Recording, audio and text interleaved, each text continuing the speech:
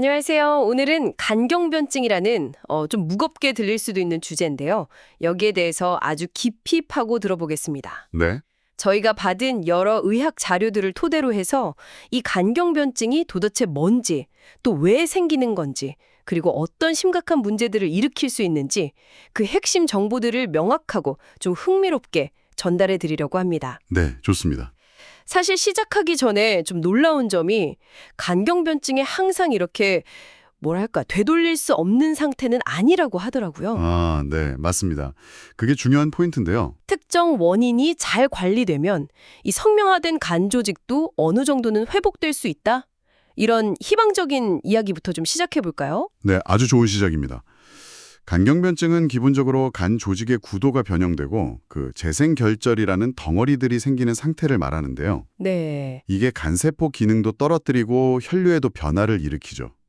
그 과정에서 간 성상세포라는 게 활성화되면서 콜라겐 같은 걸 막 만들어내서 섬유화가 진행되는 거거든요. 아, 그 성상세포가 핵심이군요. 네, 오늘은 이 과정이랑 그 결과들을 좀 자세히 풀어보겠습니다.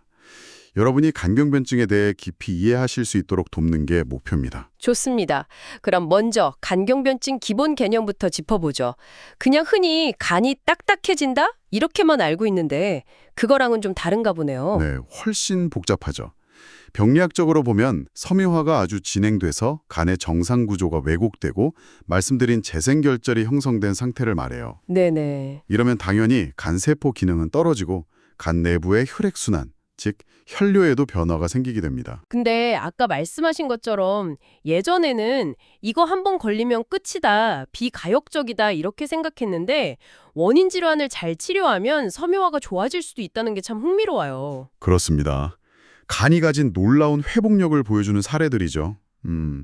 예를 들면 만성 C형간염 같은 경우에요. 아, C형관염. 네, 요즘 약이 워낙 좋아서 성공적으로 치료하면 섬유화가 개선되는 게 관찰되고요. 또 철분이 너무 쌓이는 혈색소증 환자가 철분 제거 치료를 받거나 아니면 알코올 때문에 간 나빠진 분이 정말 독하게 마음먹고 술을 완전히 끊었을 때 실제로 간 상태가 호전되는 경우가 있습니다. 와, 그 정도군요. 물론 모든 경우가 다 그런 건 아니겠지만 원인 관리가 정말 중요하다는 뜻이네요. 네, 아주 중요합니다. 간경변증도 상태에 따라서 단계가 있다면서요. 대상성, 비대상성 이런 말들이 있던데 이건 뭔가요? 네. 간 기능이 얼마나 남아있느냐, 그걸 기준으로 나눕니다. 대상성 간경변증은 간 기능이 그래도 어느 정도 유지가 돼요.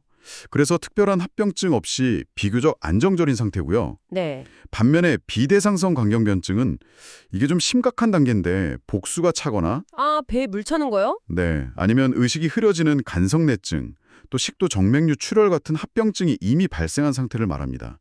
비대상성 단계가 되면 간 이식을 심각하게 고려해야 할 정도로 위중할 수 있습니다. 합병증 자체는 원인이 달라도 비슷하게 나타난다고요? 네, 대체로 그렇습니다. 복수나 정맥류 출혈 같은 건 원인이 뭐든 생길 수 있죠. 하지만 어떤 원인 때문에 간경변증이 왔는지 아는 게 치료 계획 세우고 예후를 예측하는 데는 아주 중요합니다. 흔한 원인으로는 알코올, 만성 바이러스 간염, 담즙 문제, 그리고 요즘 점점 늘고 있는 대사기능장애 연관 지방간염, MASH라고 하죠. 이런 것들이 있습니다. 정말 원인이 다양하군요. 그럼 가장 흔한 원인 중 하나인 알코올 관련 간경변증부터 좀 자세히 알아볼까요? 미국에서는 간경변 사망의 거의 절반 가까이가 알코올 때문이라니 이거 정말 심각한데요? 네, 맞습니다. 만성적으로 술을 너무 많이 마시는 게 문제죠. 미국 성인 기준으로 보면 7% 이상이 한 달에 5번 이상, 한 번 마실 때 4대잔 이상 마신다고 하고요. 알코올 사용 장애 진단 기준에 맞는 사람도 1,400만 명이 넘는다고 하니까요. 간경변 사망 원인 중에서도 거의 48%를 차지할 정도로 정말 흔하고 심각한 원인입니다. 이 알코올이 어떻게 간을 망가뜨리는 건가요? 그 과정이 궁금한데요. 알코올은 주로 소장에서 흡수돼서 간으로 가는데요. 간에서 여러 효소에 의해 분해가 됩니다. ADH, MEOS, 카탈라아제 같은 것들이요. 네. 그런데 술을 만성적으로 마시면 특히 그 MEOS라는 경로가 활성화되면서 아세트알데히드라는 독성 물질을 더 많이 만들어요. 활성산소 중도 같이 만들고요. 아세트알데히드? 그게 숙취 원인 물질 아닌가요? 네, 맞습니다. 근데 이게 반응성이 아주 높아서 단백질이나 핵산 같은 데 달라붙어서 문제를 일으켜요. 효소 기능도 방해하고 세포 구조도 망가뜨리고요. 이러면 간에 있는 면역세포인 쿠퍼세포가 활성화되고 섬유화를 유발하는 사이토카인이라는 물질들이 분비되면서 아까 말씀드린 성상세포를 자극합니다. 아, 또 성상세포가 나오는군요. 네. 그럼 이 성상세포가 콜라겐 같은 세포의 기질을 과도하게 만들어서 간에 흉터 조직이 쌓이는 거죠. 결국 간 구조가 파괴되고 재생결절이 생기면서 간이 딱딱하게 쪼그라드는 겁니다. 이 과정이 하루아침에 되는 건 아니고 수년에서 길게는 수십 년에 걸쳐서 진행됩니다. 그렇게 오랜 시간 동안 진행되는군요. 그럼 술 때문에 간이 나빠지면 어떤 증상들이 나타나나요? 초기에는 잘 모를 수도 있을 것 같아요. 맞습니다. 초기에는 그냥 좀 피곤하다, 오른쪽 윗배가 좀 불편하다, 소화가 잘 안 된다, 이런 비특이적인 증상만 있을 수 있어요. 네. 그러다 병이 진행되면 황달, 그러니까 눈이나 피부가 노래지는 거죠. 그리고 복수, 부종, 또 위장관 출혈로 피를 토하거나 까만 변을 보는 경우도 있고요. 황달이나 뇌증 같은 합병증이 나타나기도 합니다. 신체 검진 같은 걸로도 알 수 있나요? 네, 진찰해 보면 간이 커져 있거나 간 가장자리가 울퉁불퉁하게 만져질 수 있고요. 황달 외에도 손바닥 가장자리가 붉어지는 손바닥 홍반이나 가슴 쪽에 거미 모양 혈관이 보이는 거미혈관종 같은 특징적인 소견이 나타날 수 있습니다. 또 이하선이라고 침샘이 커지거나 근육이 소모되는 모습도 보일 수 있고요. 남성분들은 채모가 줄거나 여성형 유방, 고환 위축이 생기기도 하고 여성분들은 월경불순이 나타날 수도 있습니다. 아, 정말 다양한 증상이 나타나네요. 네. 근데 다행인 점은 금주를 하면 이런 증상 중 일부는 좋아질 수 있다는 겁니다. 혈액검사로는 어떤 변화가 보이나요? 특징적인 게 있다고 하셨죠. 네. 초기에는 정상일 수도 있지만 진행하면 이상 소견이 보입니다. 비교적 초기에 나타나는 게 혈소판 수치 감소인데요. 이건 문맥압 항진 때문에 비장이 커지면서 기능이 항진되어서 그렇습니다. 아, 비장 기능 항진이요? 네. 그리고 간 기능이 떨어지니까 황달 수치인 빌리루빈이 오르고 혈액 응고 기능 지표인 프로트롬빈 시간도 길어집니다. 이건 비타민 K를 줘도 잘 반응 안 할 수 있고요. 복수가 동반되면 저나트륨 혈증이 생기기도 하고요. 간 수치 중에서는 AST, ALT가 오르는데 보통 400 IU/ml 미만으로 아주 높지는 않지만 특징적으로 AST가 ALT보다 2배 이상 높은 경우가 많습니다. 특히 계속 술을 드시는 분들한테서요. 아, 그 비율이 중요하군요. AST가 ALT보다 2배 이상. 네, 진단에 참고가 됩니다. 진단은 결국 만성적인 음주력, 보통 여성은 하루 2잔, 남성은 하루 3잔 이상을 12개월 이상 마신 경우 이런 음주력과 함께 임상 증상, 검사 소견을 종합해서 내립니다. 물론 다른 간질환 가능성도 배제해야 하고요. 진단이 좀 불확실하면 간조직 검사가 도움이 될 수도 있습니다. 치료는 역시 술을 끊는 게 가장 중요하겠네요. 그렇습니다. 금주, 이게 치료의 시작이자 끝이라고 할 수 있을 정도로 가장 중요합니다. 아무리 좋은 치료를 해도 술을 계속 마시면 소용이 없거든요. 네. 최근에는 페트, 포스파티드 레타놀 같은 혈액 검사가 최근 몇 주간의 음주 여부를 비교적 객관적으로 보여줘서 금주 유지를 확인하는 데 도움이 될 수 있습니다. 아, 그런 검사도 있군요. 네, 금주와 함께 또 중요한 것이 충분한 영양 공급입니다. 단백질 섭취 포함해서요. 그리고 이미 생긴 합병증, 복수나 정맥류, 뇌증 같은 것들을 잘 관리해야 하고요. 아주 심한 알코올성 간염 상태, 그러니까 판별함수, DF라는 점수가 32점 이상으로 높고 감염이 없다면 단기간 동안 글루코코르티코이드, 즉 스테로이드 사용을 고려해 볼 수는 있습니다. 스테로이드요? 네, 근데 효과에 논란이 있고 감염 위험 등 부작용도 있어서 신중해야 합니다. 정맥으로 N-아세틸시스테인을 같이 쓰는 게 단기 생존율 개선에 도움이 될 수 있다는 연구도 있고요. 다른 약들, 펜톡시필린이나 TNF-알파 억제제 같은 건 효과가 입증되지 않았습니다. 영양요법, 특히 하루 체중 킬로그램당 21.5kcal 이상 충분히 섭취하는 것이 생존율 향상과 관련이 있다는 보고가 있고요. 어떤 경우에는 아주 심각한 환자에게 조기에 간 이식을 고려하기도 합니다. 효과적일 수 있다는 연구들이 나오고 있어요. 진통제 같은 건 괜찮나요? 타이레놀 같은 거요? 아, 아세트아미노펜, 타이레놀 말씀이시죠? 간에 부담을 줄 수 있어서 주의해야 하지만 하루 총 2g 이하로 복용하고 술을 마시지 않는다면 비교적 안전하게 사용할 수 있다고 봅니다. 네, 알겠습니다. 다음은 바이러스성 관염으로 넘어가 보죠. B형이랑 C형 관염이 대표적인데 특히 C형 관염은 예전엔 정말 무서운 병이었는데 요즘은 치료가 잘 된다면서요. 네, 정말 획기적으로 발전했습니다.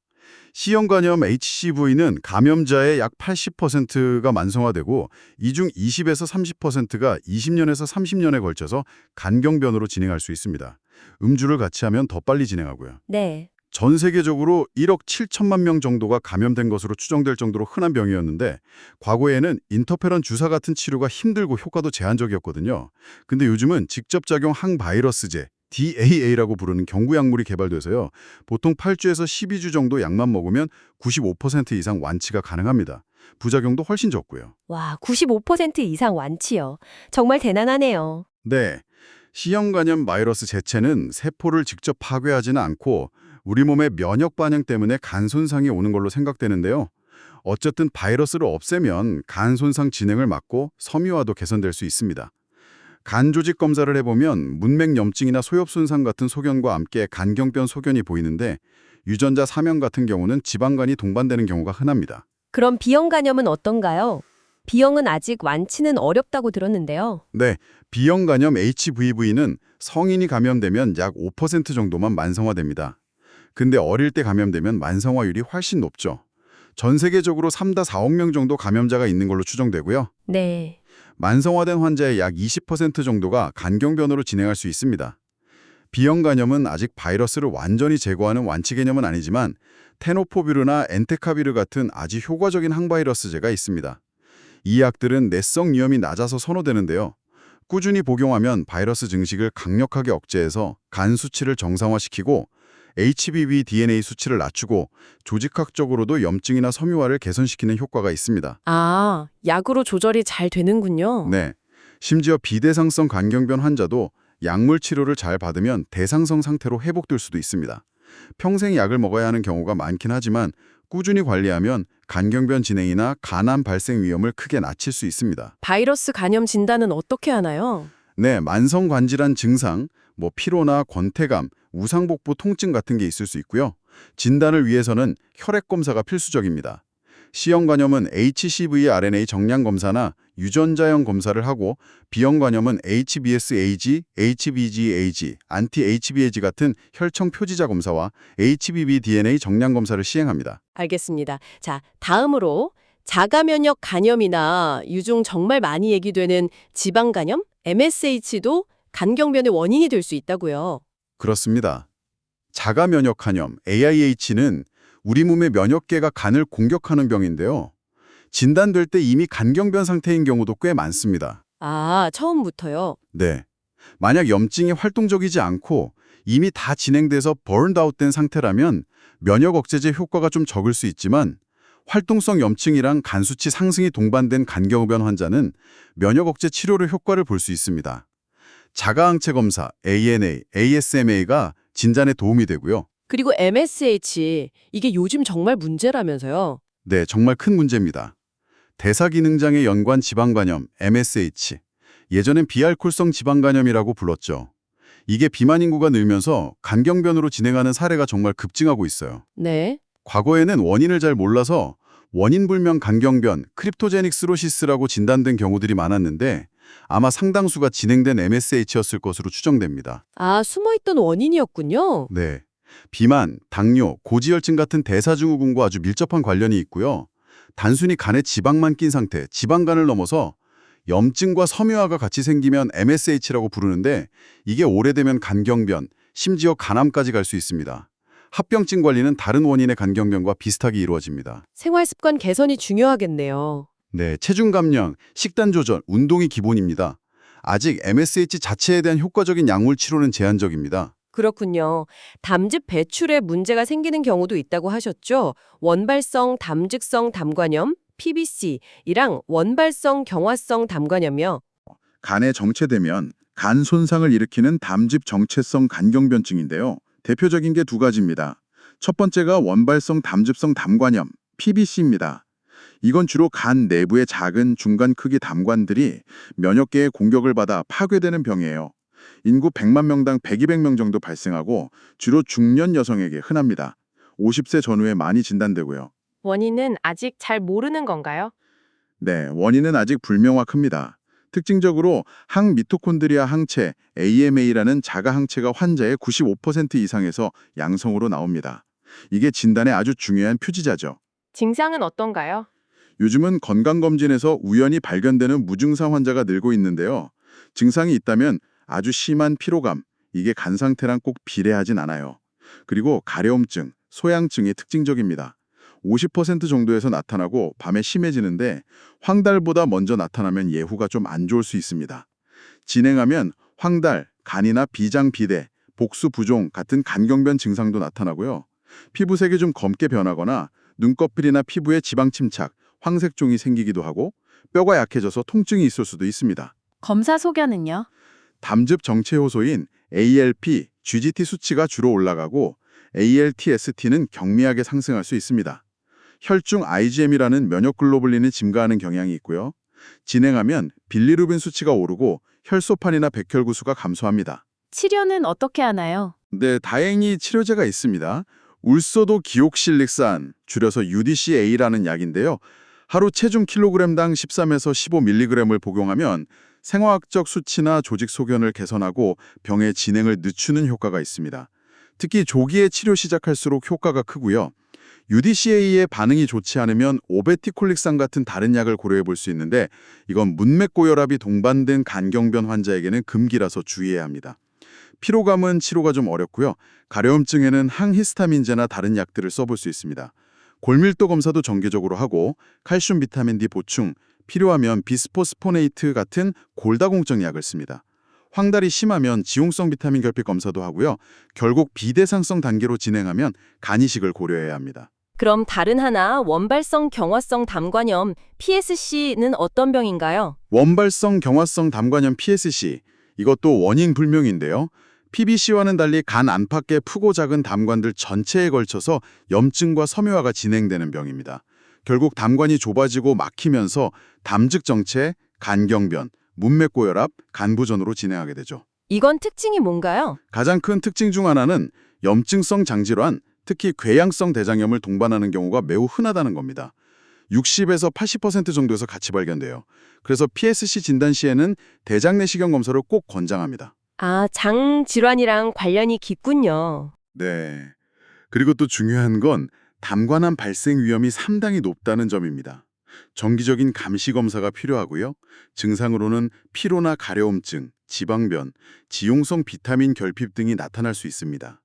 검사에서는 ALP 수치가 주로 상승하고 PANCA라는 자가항체가 약 65%에서 양성으로 나올 수 있습니다. 진단을 위해서는 담관 모양을 직접 보는 영상검사, 주로 MRCP, 나 필요시 ERCP가 필수적인데요. 담관이 구슬꿰어 노루버처럼 좁아졌다 넓어졌다 하는 구슬 모양, 비리드 어피어런스가 특징적인 소견입니다. PEC는 치료가 어렵다고 하셨죠? 네, 안타깝게도 아직 입증된 효과적인 약물 치료법이 없습니다. UDCA는 효과가 불분명하고 고용량은 오히려 해로울 수 있다는 연구도 있고요. 주로 좁아진 담관 부위를 내시경으로 넓혀주는 시술이 도움이 될 수 있습니다. 담관염이 발생하면 항생제 치료를 하고 결국 비대상성 간경변으로 진행하면 간 이식이 유일한 치료법입니다. 정말 쉽지 않은 병이네요. 심장 문제로도 간경변이 올 수 있다니 이건 좀 의외인데요. 심장성 간경변증이요? 네, 만성적으로 우심부전, 즉 심장의 오른쪽 기능이 떨어져서 혈액순환이 잘 안 되면 정맥혈이 간에 계속 고이게 됩니다. 이걸 우렬이라고 하는데요. 네. 이런 우렬 상태가 아주 오랫동안 지속되면 간 중심부의 세포들이 손상되고 섬유화가 진행되면서 심장성 간경변증이 생길 수 있습니다. 최근에는 심부전 치료가 많이 발전해서 예전보다는 드물어졌지만 폰탄 수술 같은 특정 선천성 심장병 수술을 받은 환자들에게서는 오히려 발생이 증가하는 추세입니다. 증상은 심부전 증상이랑 같이 나타나겠네요? 네, 그렇습니다. 심부전 징후와 함께 간이 단단하고 커져 있는 소견이 보입니다. 혈액 검사에서는 ALP 수치 상승이 특징적이고 AST, ALT도 약간 오를 수 있습니다. 정맥류 출혈이나 뇌증 같은 합병증은 비교적 드문 편이고요. 진단은 명확한 심장질환 병력과 함께 ALP 상승, 간비대 소견이 있으면 의심하고 간 생검으로 특징적인 섬유화 패턴을 확인하면 확진할 수 있습니다. 치료는 당연히 기저 심장질환을 잘 관리하는 것이겠죠? 그 외에 유전적인 원인들도 몇 가지 있다고 하셨는데 간단히만 짚어주시죠. 네, 드물지만 중요한 원인들입니다. 혈색소증은 철대사에 문제가 생겨서 몸에 철이 너무 많이 쌓이는 병인데요. 이게 간경변이나 간암을 일으킬 수 있습니다. 유전자 검사나 철분 관련 지표로 진단하고 치료는 정기적으로 피를 뽑는 사혈요법입니다. 네. 윌슨병은 구리 대사에 이상이 생겨서 구리가 간이나 뇌 같은 곳에 쌓이는 병입니다. 주로 젊은 층에서 발병하고요. 혈청 세룰로플라스민 감소나 소변 구리 배출량 증가, 눈의 카이저 플라이셔 고리 등으로 진단합니다. 치료는 구리를 제거하는 약물, 킬레이트제를 사용합니다. 알파-1 항트립신 결핍증은 비정상적인 단백질이 간에 쌓이면서 문제를 일으키는 유전 질환입니다. 특정 유전자형, 지지 표현형에서 간질환 위험이 높고요. 혈액 검사나 간 조직 검사, PAS 염색 양성 봉입체 확인으로 진단하고 근본 치료는 간 이식입니다. 마지막으로 낭성 섬유증이라는 유전 질환도 담즙 정체를 유발해서 간경변을 일으킬 수 있습니다. 아, 정말 다양한 원인이 있네요. 자, 이제 간경변증 자체보다 어쩌면 더 무서울 수 있는 합병증 이야기로 넘어가야 할 것 같습니다. 간 기능이 떨어지면서 정말 여러 가지 문제들이 동반되는군요. 그 근본적인 원인이 되는 게 바로 문맥 고혈압입니다. 문맥 고혈압이요? 네, 간이 딱딱해지니까 간을 통과해야 하는 혈액의 저항이 커져서 간으로 들어가는 큰 혈관인 문맥의 압력이 비정상적으로 높아지는 현상이에요. 간정맥 압력차 HVPG라는 수치가 5mm 이상이면 문맥 고혈압이라고 합니다. 이게 진행되면 우리 몸이 보상하려고 여러 신경 호르몬계를 활성화시키는데 이게 오히려 나트륨이랑 수분을 저류시켜서 혈액량을 늘리고 심장은 더 빨리 뛰는 고역동성 순환 상태를 만듭니다. 악순환이네요. 그렇죠. 특히 이 HVP희가 10mm 이상으로 높아지는 임상적으로 유의한 문맥고혈압 CSPH 상태가 되면 정맥류 출혈이나 복수, 간성 뇌증 같은 비대상성 합병증 발생 위험이 크게 증가합니다. 이런 합병증이 생기면 2년 내 사망률 중간값이 나올 정도로 예후가 안 좋아지죠. 그럼 문맥고혈압의 대표적인 결과가 바로 식도 정맥류 출혈이겠군요. 생명을 위협할 수도 있다고요? 네, 맞습니다. 식도 위 정맥류 및 출혈은 간경변증의 가장 위험한 응급합병증 중 하나입니다. 출혈이 발생하면 사망률이 20-30%에 달할 정도니까요. 그렇게나 높나요? 네, 간경변 환자의 약 13분의 1 정도는 진단 당시에 이미 정맥류가 발견되고요. 매년 5에서 15%씩 새로 생기니까 결국 대부분의 환자에서 생긴다고 봐야 합니다. 그리고 정맥류가 있는 환자의 약 3분의 1 정도가 출혈을 경험하게 됩니다. 어떤 경우에 출혈 위험이 더 높은가요? 간경변이 얼마나 심한지, 차일드표나 멜드 점수, 문맥압, HVPG가 얼마나 높은지, 그리고 내시경으로 봤을 때 정맥류 크기가 크거나 위치가 식도 쪽이거나 표면에 빨간 점 같은 위험 징후, 적색 징후가 보일 때 출혈 위험이 높습니다. 복수가 심하게 차 있는 경우도 위험 요인이 되고요. 진단은 내시경으로 하겠군요. 네. 정기검진에서 혈소판 감소나 비장 비대 같은 소견이 보이면 의심하고 내시경 검사로 정맥류 유무와 위험도를 직접 확인합니다. CT나 MRI도 간 모양이나 복강 내 다른 혈관들을 보는 데 도움이 되고요. HVPG가 12mmH를 넘으면 출혈 위험이 높다고 봅니다. 출혈을 막기 위한 예방치료가 중요하겠네요. 아주 중요합니다. 이걸 1차 예방이라고 하는데요. 간경변증 진단 시 그리고 2에서 3년마다 정기적으로 내시경 검진을 받는 것이 권장됩니다. 다만 혈소판 수치가 정상이면서 간탄성도 검사 수치가 20kPa 미만이면 출혈 고위험 정맥류는 거의 없다고 봐서 이런 경우는 내시경 검진을 생략할 수도 있습니다. 만약 검진에서 출혈 고위험 정맥류가 발견되면 약물 치료나 내시경 시술로 예방을 해야 합니다. 약물로는 비선택적 베타 차단제, NSBB, 예를 들어 프로프라놀롤이나 나돌롤 또는 요즘 더 선호되는 카르베딜롤 같은 약을 씁니다. 혈압약 아닌가요? 네, 원래 혈압약인데 이게 문맥압을 낮춰주는 효과가 있습니다. 심박수를 분당 55에서 60회 정도로 조절하거나 카르베딜롤은 심박수 목표 없이 사용합니다. 또는 내시경적 정맥류 결찰술이라고 해서 내시경으로 정맥류를 고무밴드로 묶는 시술을 할 수도 있습니다. 약물 치료, 특히 카르베딜롤이 다른 부가적인 이점도 있어서 보통 1차 치료로 더 권장됩니다. 만약에 급성 출혈이 생기면 어떻게 하나요? 그건 정말 응급 상황입니다. 생명을 위협할 수 있기 때문에 즉시 병원으로 가서 집중 치료를 받아야 합니다. 우선 수액이랑 수혈을 하는데 너무 과하게 수혈하면 오히려 안 좋을 수 있어서 헤모글로빈 수치를 7-9 GDL 정도로 유지하는 제한적 수혈 전략을 씁니다. 네. 동시에 혈관 수축제, 소마토스타틴이나 옥트레오타이드를 정맥 주사해서 문맥압을 낮추고 감염 예방을 위해 예방적 항생제, 셉트리악손 등을 투여합니다. 그리고 최대한 빨리 내시경을 해서 출혈 부위를 확인하고 EVL로 지혈을 시도합니다. 위정맥류 출혈이거나 내시경으로 지혈이 잘 안 되면 TIPS라는 시술을 고려해야 합니다. 아주 위급할 때는 풍선 탐폰 같은 걸로 일시적으로 압박할 수도 있고요. 한번 출혈했던 사람은 재출혈 위험이 높다고 하셨죠? 예방이 또 중요하겠네요. 네, 맞습니다. 재출혈 예방은 EVL 시술을 반복하면서 NSBB 약물 치료를 병행하는 것이 표준입니다. 이렇게 해도 자꾸 재발하면 TIPS를 고려하는데 아까 말씀드렸듯이 TIPS는 간성 뇌증 위험을 높일 수 있어서 특히 고령이거나 이전에 뇌증 경험이 있는 환자는 신중해야 합니다.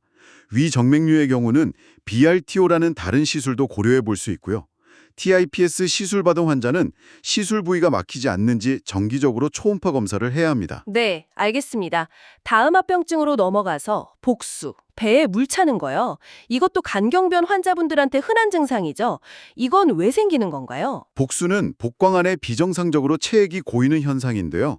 대부분 간경변으로 인한 문맥 고혈압 때문에 생깁니다. 문맥 고혈압 때문에요. 네, 문맥압이 높아지면 내장 쪽 혈관이 확장되고 여기서 체액이 빠져나가서 복강으로 스며드는 거죠. 또 내장 림프액 생성도 증가하고요. 이 과정에 산화질소 같은 혈관 확장 물질들이 관여합니다. 동시에 우리 몸은 동맥순환 혈액량이 부족하다고 느껴서 레닌 안지오텐신 알도스테론 시스템 RAAS나 교감신경계로 활성화시키는데요. 이게 나트륨이랑 수분을 몸에 계속 쌓이게 만들어서 복수나 부종을 악화시킵니다. 아, 몸은 탈수라고 느끼는 거군요. 그렇죠. 게다가 간 기능 저하로 알부민 생성이 줄면 혈관 안에 수분을 잡아두는 힘도 약해지니까 체액이 더 잘 빠져나가고요. 이런 여러 기전이 복합적으로 작용해서 복수가 생기는 겁니다. 증상은 배가 불러오는 거겠네요. 네, 복부 팽망이 가장 흔하고요. 심하면 숨쉬기 힘들 수도 있고 다리 같은 말초 부종이 동반되는 경우도 많습니다.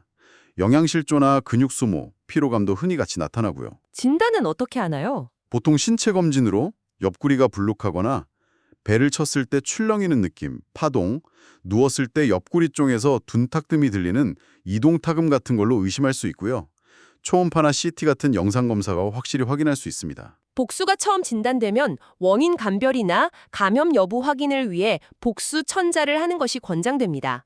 바늘로 복수를 좀 뽑아서 검사하는 거죠. 어떤 검사를 하나요? 총 단백질, 알부민, 세포수랑 종류, 세균 배양 검사 등을 합니다. 혈청 알부민 수치와 복수 알부민 수치의 차이, 이걸 SAAG, 혈청 복수 알부민 기울기라고 하는데 이게 1.1 GLDL보다 크면 문맥 고혈압 때문에 생긴 복수일 가능성이 매우 높습니다. 그리고 복수 단백질 수치가 1.5 GLDR 미만으로 낮으면 나중에 자발성 세균성 복막염, SBP 위험이 높다는 걸 시사합니다. 치료는 어떻게 하나요? 이뇨제 같은 걸 쓰나요? 네. 기본은 저염식입니다. 하루 염분 섭취를 2g 이하로 엄격하게 제한해야 하고요. 이걸로 조절 안 되면 이뇨제를 씁니다. 주로 스피로노락톤이라는 약을 100mg으로 시작하고 필요하면 프로세미드 40mg을 추가하는 식으로 용량을 조절합니다. 최대 스피로노락톤 400mg, 프로세미드 160mg까지 증량할 수 있고요. 이뇨제에도 반응 안 하면 어떻게 하죠? 그렇게 이뇨제로 조절되지 않는 복수를 불응성 복수라고 하는데요.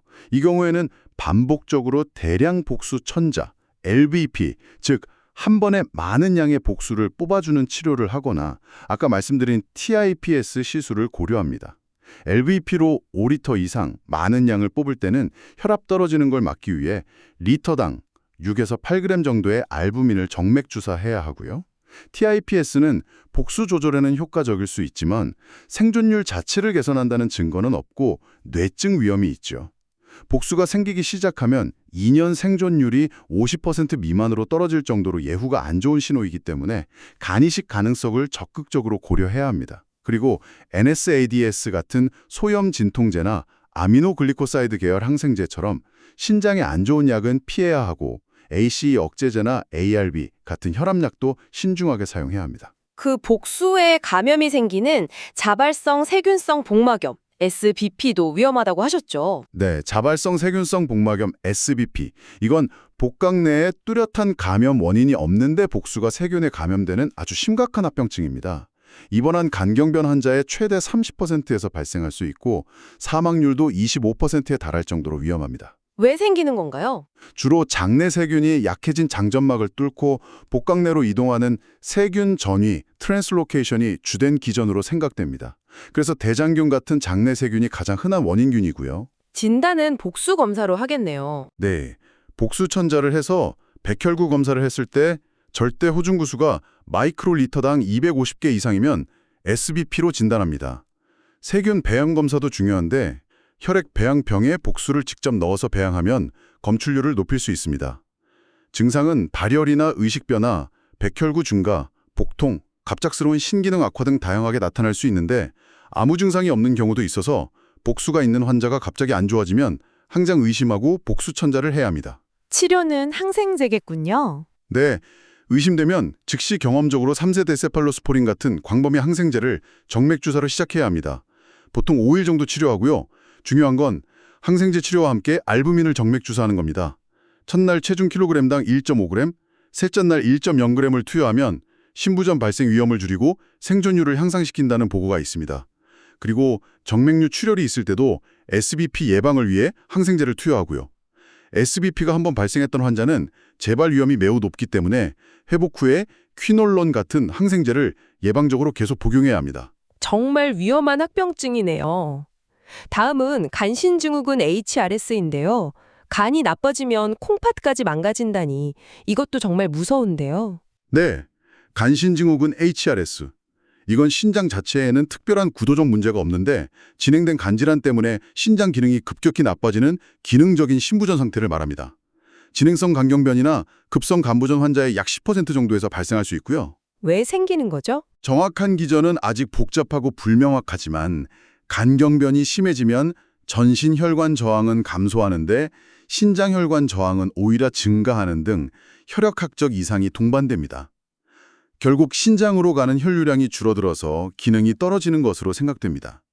진단은 다른 급성 신손상 원인, 특히 탈수 같은 걸 모두 배제한 후에 내립니다. 이뇨제를 중단하고 알부민을 충분히 하루 킬로그램당 1g씩 48시간 투여해도 신기능 호전이 없을 때 강력히 의심하게 되고요. 갑자기 빠르게 나빠지는 형태 HRS, AK, 이전 1형 HRS와 비교적 안정적으로 서서히 나빠지는 형태 HRS, CKD, 이전 2형 HRS로 나눌 수 있습니다. 치료는 어떻게 하나요? 예후가 안 좋다고 하셨죠? 네, 예후가 매우 불량합니다. 치료는 혈관 수축제인 터리프레신이나 노르에피네프린을 알부민과 함께 투여하는 것입니다. 이건 중환자실에서 집중 감시하면서 사용해야 하고요. 미도드린, 옥트레오타이드, 알부민을 같이 쓰는 병용요법도 시도해 볼 수 있습니다. 이런 치료에 반응이 없으면 신대체요법, 즉 투석을 고려해야 하고요. 하지만 가장 근본적인 치료는 간 이식입니다. 간 이식을 받으면 신기능이 회복될 수 있습니다. 정말 간이식이 중요하군요. 다음은 간성 뇌증입니다. 의식이 흐려지고 혼란스러워지는 상태, 간성 혼수라고도 하죠. 환자나 가족들이 정말 힘들 것 같아요. 네, 간성뇌증은 간 기능 저하로 인해 원래 간에서 해독되어야 할 독성 물질들, 특히 암모니아 같은 것들이 제대로 처리되지 못하고 혈액을 타고 뇌로 가서 뇌 기능을 떨어뜨리는 상태입니다. 암모니아 수치가 높으면 심한 건가요? 혈중 암모니아 수치가 뇌증 진단이나 중증도 평가에 도움이 될 수는 있지만 수치와 증상 정도가 항상 일치하는 건 아닙니다. 중요한 건 뇌증을 유발하거나 악화시키는 요인을 찾는 겁니다. 예를 들어 탈수, 위장관 출혈, 감염, 변비, 전하트륨 뇨증 혹은 특정 안정제나 수면제 복용 같은 유발 요인이 있는지 확인하고 교정하는 것이 중요합니다. 증상은 어떤가요? 초기에는 집중력 저하, 수면 패턴 변화, 낮에 자고 밤에 깨어 있는 등 성격 변화 같은 미묘한 증상으로 시작될 수 있습니다. 심해지면 혼돈 상태가 오고 시간, 장소, 사람을 잘 알아보지 못하고요. 졸음이 심해지거나 불안정하고 심하면 폭력적인 행동을 보일 수도 있습니다. 특징적인 신체 징후로는 손을 앞으로 쭉 뻗게 했을 때 손목이 아래로 툭툭 떨어지는 듯한 날개치기 떨림, 아스테릭시스, 일명 리버플랩이라는 게 있습니다. 물론 다른 원인으로도 의식 변화가 올 수 있으니 감별이 필요하고요. 진단은 임상적으로 하겠네요. 네, 주로 임상적인 판단이 중요합니다. 다른 원인을 배제하고 간경변 환자에게서 특징적인 신경정신 증상이 나타나면 진단할 수 있습니다. 치료는 어떻게 하나요? 단백질 섭취를 제한해야 하나요? 과거에는 단백질 섭취를 제한하기도 했는데 요즘은 오히려 영양실조를 유발할 수 있어서 일반적으로 권장하지 않습니다. 유발 요인을 교정하는 것이 우선이고요. 약물 치료로는 락툴로우스라는 비흡수성 이당류 시럽을 주로 사용합니다. 이게 장내 환경을 산성화시키고 장운동을 촉진해서 암모니아 같은 질소 화합물의 흡수를 줄이고 배출을 돕는 역할을 합니다. 하루 2~3번 정도 부드러운 변을 보도록 용량을 조절하는 것이 목표입니다. 네. 락툴로우스로 조절이 잘 안 되거나 재발하는 경우에는 리팍시민이라는 비흡수성 항생제를 추가로 사용해 볼 수 있습니다. 이것도 장내 세균을 조절해서 암모니아 생성을 줄이는 효과가 있고요. 아연 결핍이 동반된 경우 아연 보충이 도움이 될 수도 있습니다. 어떤 경우에는 큰 문맥 전신 단락, 즉 비정상적으로 연결된 혈관을 막는 시술을 고려하기도 합니다. 간성뇌증이 발생했다는 것 자체가 예후가 좋지 않다는 신호이긴 하지만 대부분은 적절한 관리로 조절될 수 있습니다. 최근에는 급성 만성 간부전, ACLF라는 개념도 중요하게 다뤄진다고 하던데요. 이건 어떤 상태인가요? 급성 만성 간부전, ACLF. 이건 좀 다른 개념인데요. 기존의 만성 간질환, 대개 간경변이 있는 환자에게 어떤 급성 악화 요인, 예를 들어 심한 알코올성 간염이나 바이러스 간염 악화, 혹은 심각한 감염, 위장관 출혈 같은 사건이 발생했을 때 단순히 간 기능만 나빠지는 게 아니라 간, 신장, 뇌, 폐, 순환계, 응고계 등 여러 장기의 기능 부전이 동시다발적으로 그리고 아주 급격하게 나타나는 증후군을 말합니다. 전신적인 염증 반응이 아주 심하게 일어나는 것이 특징이고요. 와, 정말 심각한 상태네요. 네, 일반적인 비대장성 간경변 합병증보다 훨씬 위중하고 사망률이 매우 높습니다. 몇 개의 장기가 부전 상태인지에 따라 28일 사망률이 20%에서 70%까지 이를 수 있습니다. 따라서 ACLF가 의심되면 즉시 유발 원인을 찾아 치료하고 중환자실 치료 여부를 결정하고 간이식 가능성을 아주 빨리 평가하고 의뢰하는 것이 중요합니다. 3에서 7일 정도 중환자실 치료에도 불구하고 4개 이상의 장기 부전이 지속되고 간이식이 불가능하다면 완화 치료로 전환하는 것을 고려해야 할 수도 있습니다. 그 외에도 합병증이 더 있다고요? 네, 정말 다양합니다. 폐혈관이 확장되어서 저산소 혈증이 오는 간폐증후군 HPS, 폐동맥 압력이 높아지는 문맥 폐고혈압 PPHT 같은 폐합병증도 있고요.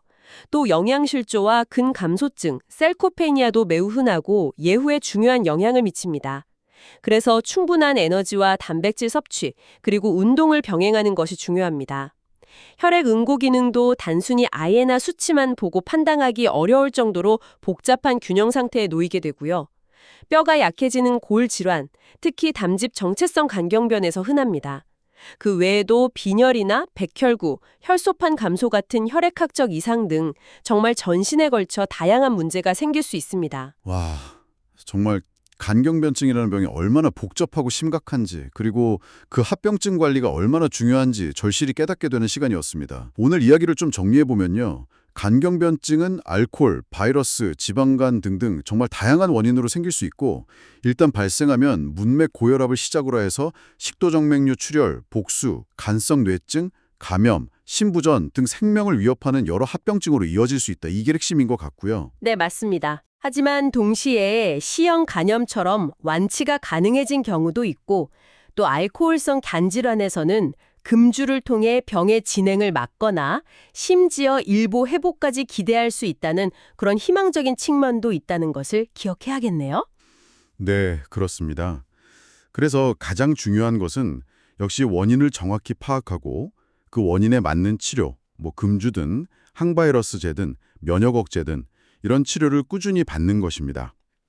그리고 또 하나는 정기적인 검진을 통해서 합병증 발생 여부를 조기에 발견하고 발생했다면 적극적으로 관리하는 것이죠. 특히 비대상성 간경병증 단계에 이르렀다면 간 이식이 현재로서는 유일한 근본적인 치료법이 될 수 있다는 점도 꼭 기억해야 합니다.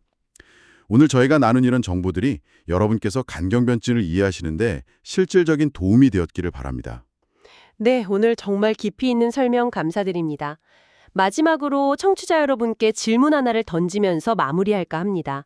최근 비만 인구가 늘면서 MASH, 즉 대사 관련 지방 간염이 강경변의 아주 주요한 원인으로 떠오르고 있는데요. 이러한 변화가 앞으로 강경변증 관리 전략, 예를 들면 예방이나 새로운 치료법 개발에 어떤 영향을 미치게 될까요? 또 우리 사회가 이 문제를 해결하기 위해서 어떤 노력을 기울여야 할지 한 번쯤 함께 고민해 보는 것도 의미가 있을 것 같습니다. 당신의 건강한 삶을 위한 깊이 있는 정보, 다음 시간에 또 다른 흥미로운 주제로 찾아뵙겠습니다.